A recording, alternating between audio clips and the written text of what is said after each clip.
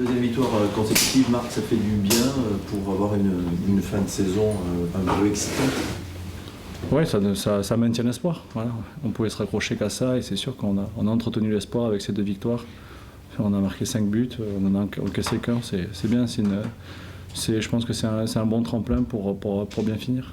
Face à Rennes, où on sait que c'est un combat physique, souvent les Bordeaux-Rennes, c'est pas toujours très intéressant. J'espère que là. C'est sûr que l'année dernière, vous n'avez pas été gâtés.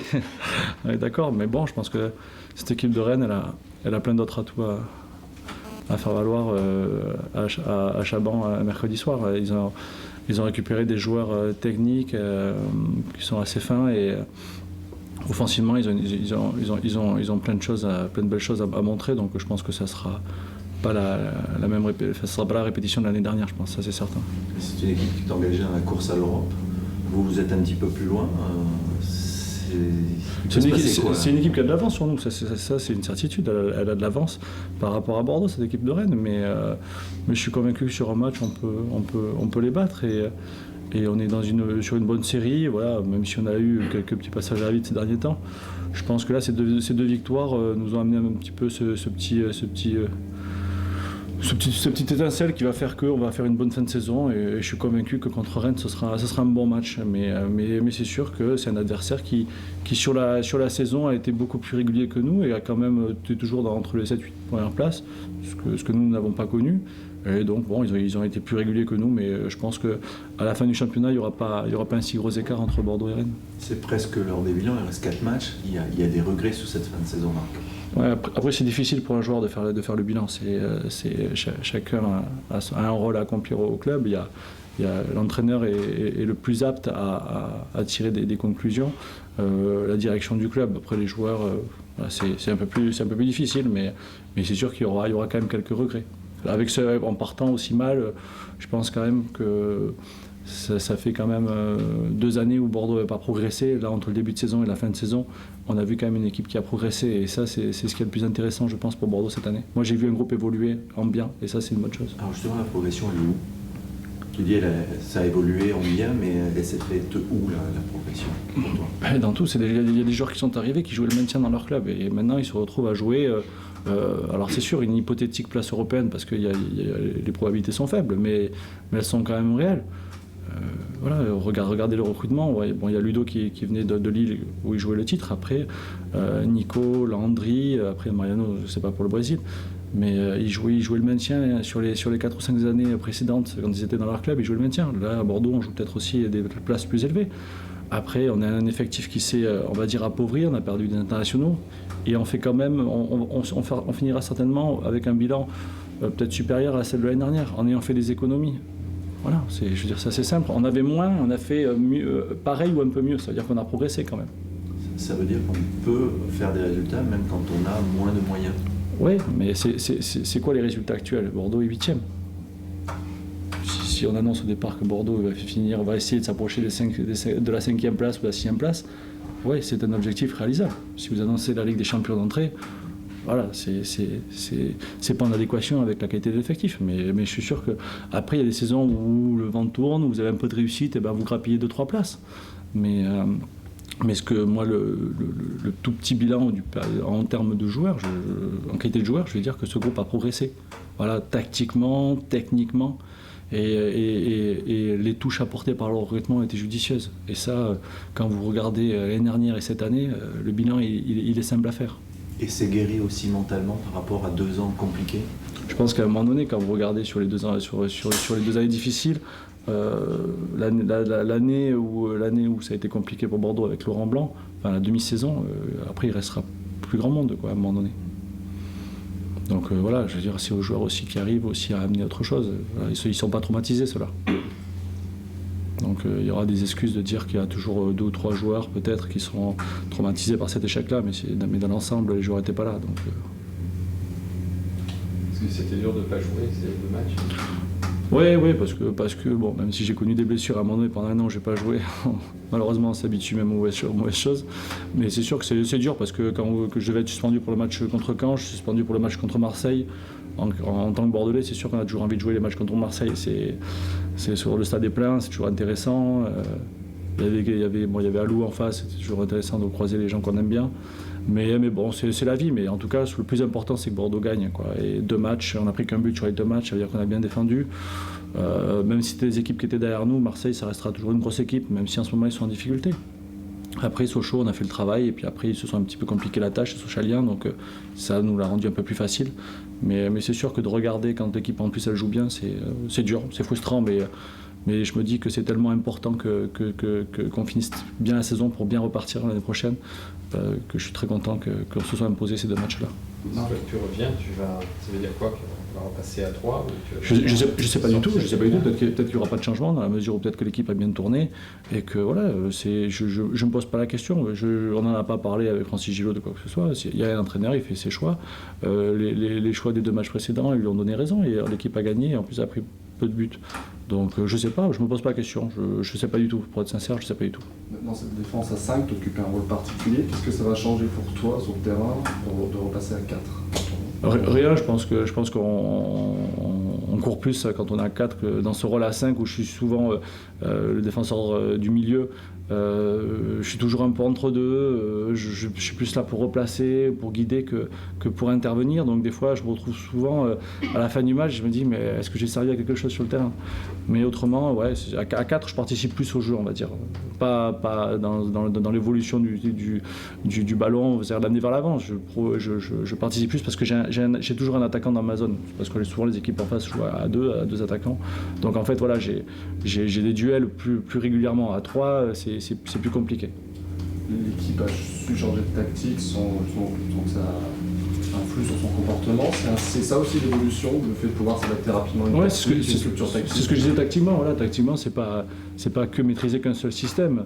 Je pense qu'on est une équipe qui a besoin des fois de s'adapter parce que des fois on n'arrive pas à imposer totalement notre jeu et des fois il y a des équipes qui techniquement seront meilleures que nous et il faudra leur proposer un problème tactique ou le résoudre du moins en cours de jeu. Donc c'est intéressant. Des fois Francis Gillot a fait des remaniements à la mi-temps qui ont porté ses fruits en seconde mi-temps.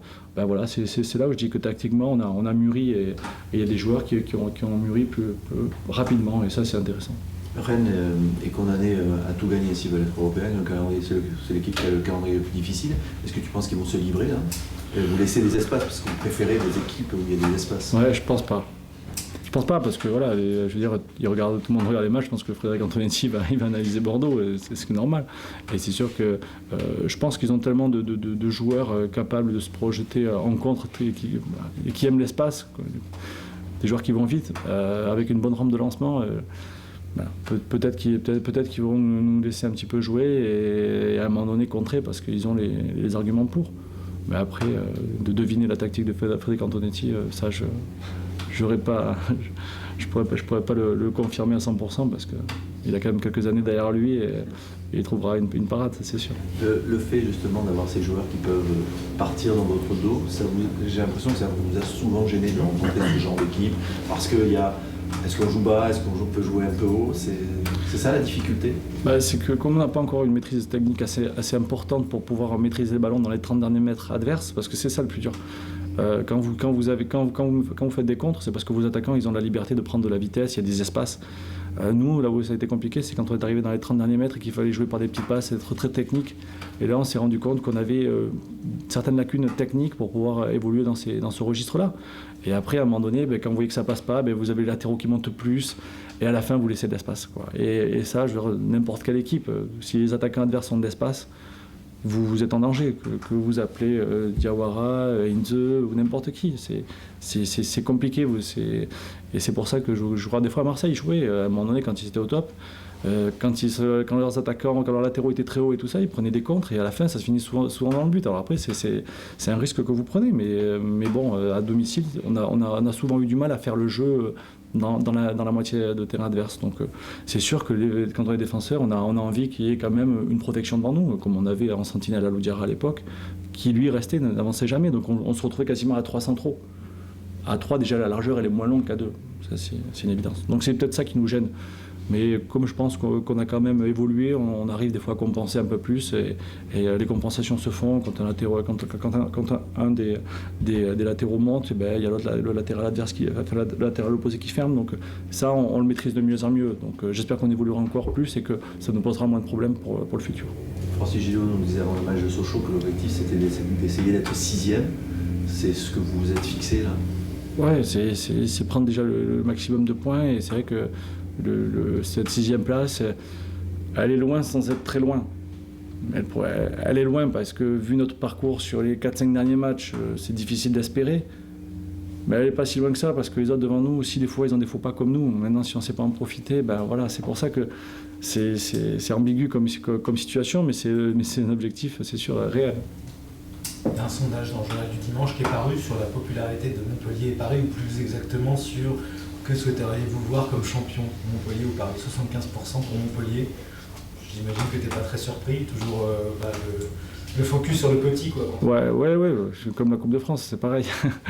Non, puis je pense qu'il y a toujours ce côté de ne pas aimer les Parisiens, quoi, mais dans n'importe quelle région de France. Donc voilà. Maintenant, dans tous les cas, ce sera les deux champions, que ce soit l'un ou l'autre, ce sera deux beaux champions. Paris, parce qu'il y a un investisseur énorme qui est arrivé et derrière et qui veut monter un gros projet et que ça va quand même dynamiser le football français. Et derrière, il y a Montpellier qui fait une saison exceptionnelle et qui a montré de belles choses par le jeu, avec des jeunes, avec d'autres moyens, beaucoup plus petits. Donc les deux histoires pour moi, les deux histoires sont belles, parce que dans tous les cas, ça fera du bien au football français. Maintenant, est-ce que Lille est enterré? Je ne sais pas. C'est pour ça, donc voilà. En tout cas, moi, j'ai pas de voilà. Non. En tout cas, j'ai pas ce côté haine vis-à-vis des Parisiens ou quoi que ce soit. C'est pas mon truc. Quand on est Bordeaux, justement, est-ce qu'on n'a pas tendance à suivre plus le parcours de Montpellier, ne serait-ce que parce que le club s'en rapproche tout simplement, et voilà, il n'y a pas un investisseur qatarien, jusqu'à preuve du contraire, qui arrive à Bordeaux. Bien sûr, non, mais c'est sûr, nous, avec nos capacités actuelles, on se rapproche plus de Montpellier que de Paris. En France, maintenant, qui se rapproche de Paris? Par Marseille ou Lyon, et encore, je veux dire, on se rapproche, on est 17 clubs à se rapprocher plus de Montpellier. Mais c'est sûr qu'il faut toujours s'inspirer de ça. Ils ont un centre de formation performant, ils sortent des jeunes, le recrutement est judicieux, voilà, on essaie de faire pareil. Maintenant, voilà, pour l'instant, c'est sur une année. Si on compare sur les 10 années précédentes, Bordeaux est quand même plus une référence que Montpellier. Mais c'est sûr que sur cette saison-là, il n'y a pas photo. Bordeaux, Lille, Marseille, Lille, peut-être Montpellier ou Paris. Chaque année, on change de champion. Ça t'inspire quoi? Moi, je trouve que c'est bien. C'est bien. J'ai connu la suprématie lyonnaise pendant 7 ans. Voilà. On n'y allait pas défaitiste, mais pas loin. Mais à un moment donné, voilà, ils dominaient tellement le championnat que ça ne devenait pas inintéressant. Attention, je ne me permettrai pas de dire ça, mais ils étaient trop supérieurs aux autres, quoi. Et là, c'était tous les ans, là, on peut pas prévoir, on peut pas anticiper le champion. Je trouve que c'est bien, ça met un peu de piment quand même à notre championnat.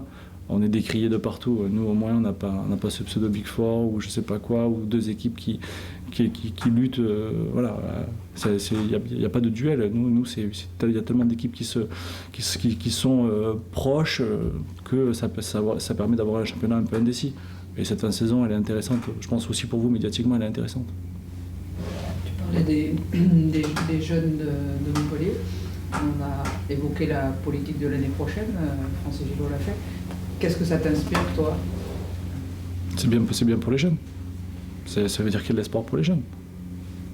Maintenant, d'avoir des jeunes, c'est très bien.